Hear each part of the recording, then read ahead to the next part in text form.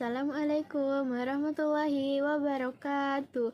Halo semuanya, jadi di video kali ini aku akan membuat video tentang routing dinamik.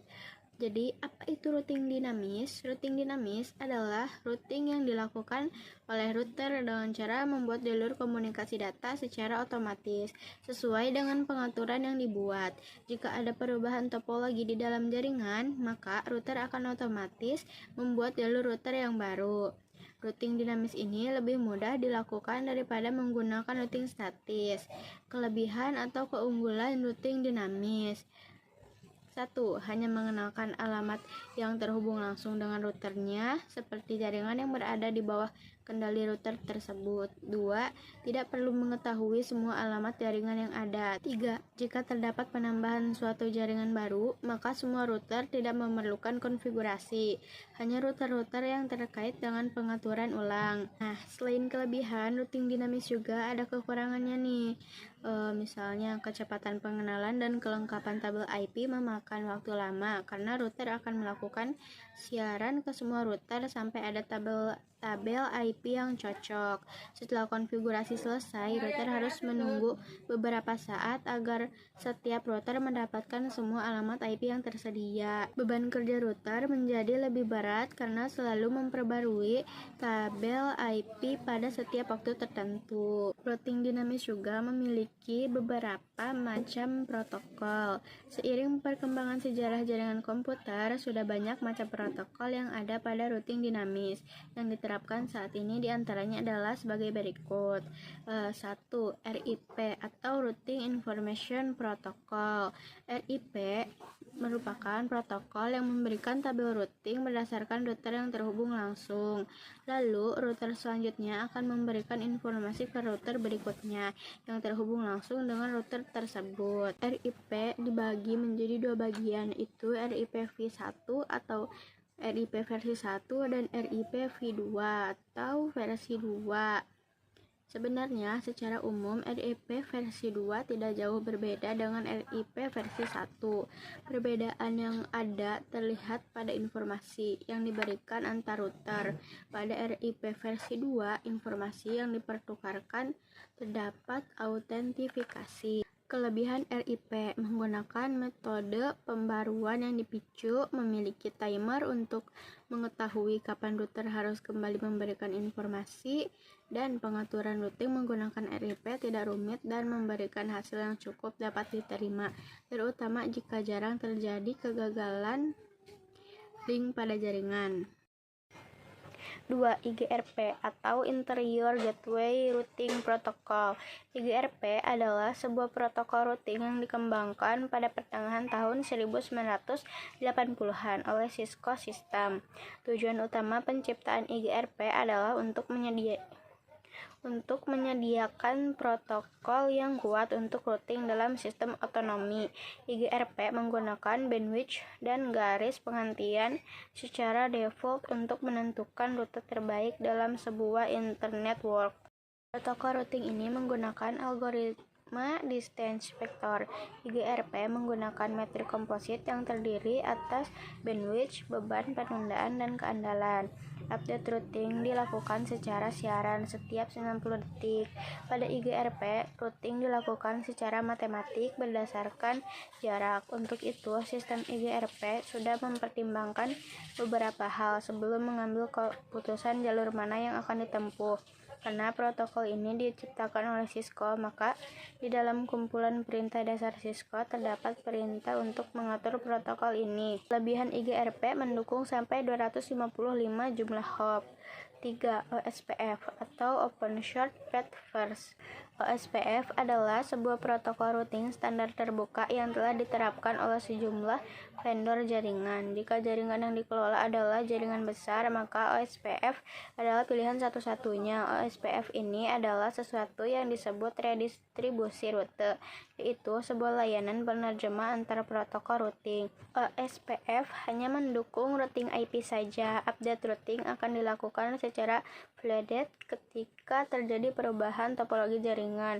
Kelebihan OSPF adalah tidak menghasilkan routing loop, mendukung penggunaan beberapa metrik sekaligus, dapat menghasilkan banyak jalur ketujuan untuk membagi jaringan yang besar menjadi beberapa area, waktu yang diperlukan untuk konvergen lebih cepat. 4. EIGRP atau Ancient Interior Gateway Routing Protocol.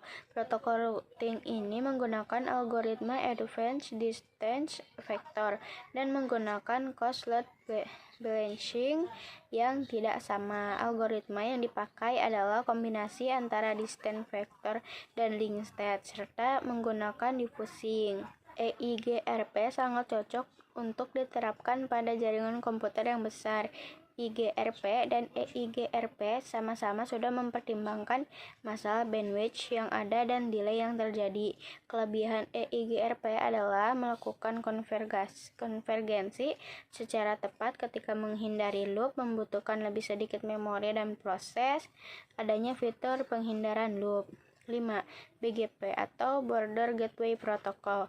Sebagai protokol routing, BGP memiliki kemampuan untuk melakukan pengumpulan rute, pertukaran rute, dan menentukan rute terbaik menuju ke sebuah lokasi dalam sebuah jaringan.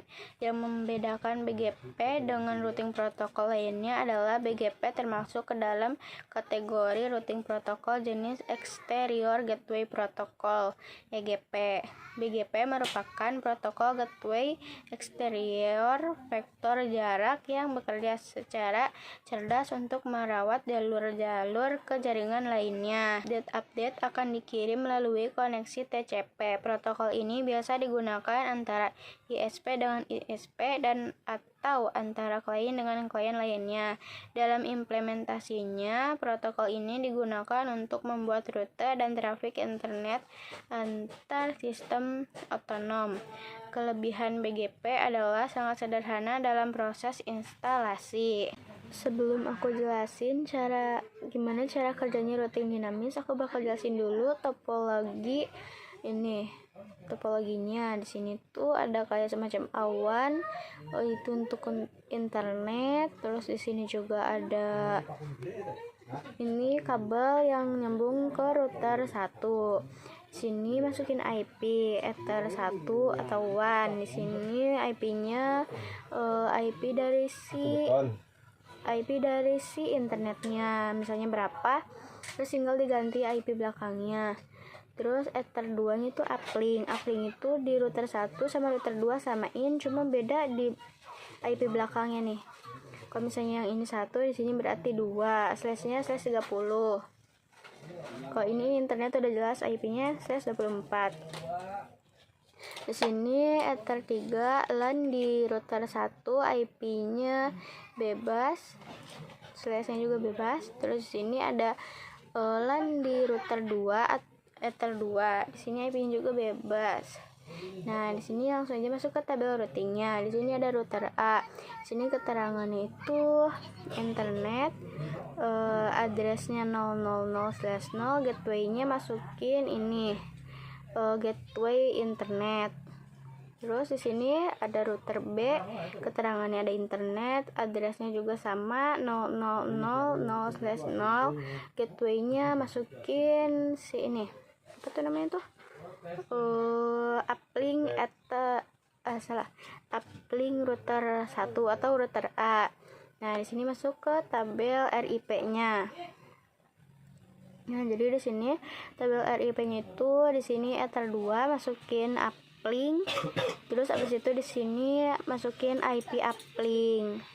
Di sini IP uplink-nya masukinnya network bukan ini. IP belakangnya ganti jadi network. Terus habis itu di sini LAN-nya masukin yang ini 9-nya diganti jadi 8 karena network dari 129 itu 8. Nah, yang ini juga sama. Ini tabel RIP di router B atau router 2. Di sini tuh masukin uplink ether 1. Masukin ether uplink, terus di sini masukin IP uplink. Ininya juga sama karena slashnya sama, jadi networknya juga sama.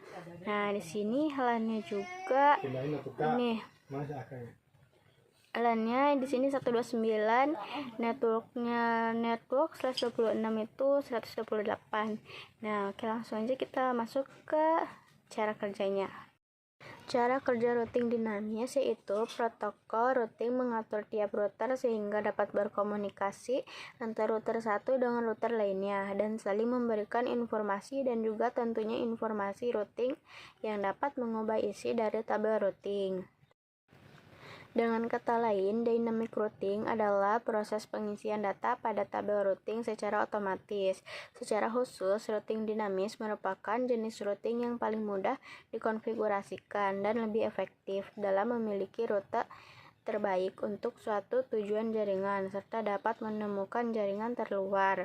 Oke, udah gitu aja video penjelasan tentang routing dynamic dari aku. Sekian dari aku. Wassalamualaikum warahmatullahi wabarakatuh.